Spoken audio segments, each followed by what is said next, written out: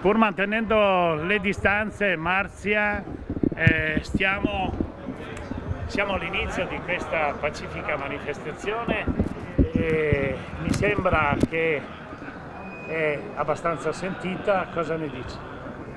Beh, dico che sono contentissima di vedere che comunque la gente abbia condiviso questa protesta silenziosa nel rispetto delle normative di legge e quant'altro. Spero che tutti i negozi abbiano davanti i loro proprietari, perché di fatto quando viene limitata comunque anche una libertà non è comunque una cosa bella, anche perché è un diritto costituzionale, anche quello di poter protestare avendo rispetto di tutto e di tutti.